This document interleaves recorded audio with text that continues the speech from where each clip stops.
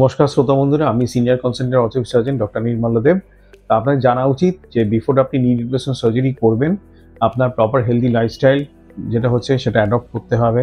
তার জন্য আমাদের ডায়েটিশিয়ান বা থেরাপিস্ট আছে, সে আপনাকে গাইড করবে, হেল্প করবে। 1 নম্বর। 2 নম্বর হচ্ছে রেগুলার এক্সারসাইজের মধ্যে আসা, একটা প্রপার রুটিনে আসা।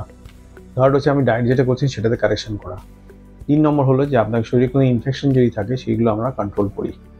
4 নম্বর হলে আমরা আপনাকে এডুকেশন করি about your exercise, about your lifestyle, about যদি কোনো বয়স্ক পেশেন্ট থাকে এডুকেশন অ্যাবাউট ফলস খুব ইম্পর্টেন্ট। কারণ অনেক সিনিয়র পেশেন্টদের পার্কিনসন্স ডিজিজ থাকে, যেখানে পড়ে যাওয়ার জন্য অনেক টেন্ডেন্সি হয়।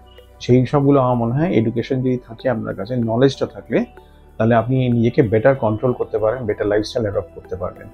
এগুলো ইন ব্রিফ হচ্ছে ফ্যাক্টরস, যেগুলো আমরা নিশ্চয়ই অ্যাকাউন্টে নেব বিফোর ডুইং নি রিপ্লেসমেন্ট সার্জারি, এবং আপনাদেরও সেটা জানাবো বা জানানো উচিত হবে এডুকেশন করতে লাগে।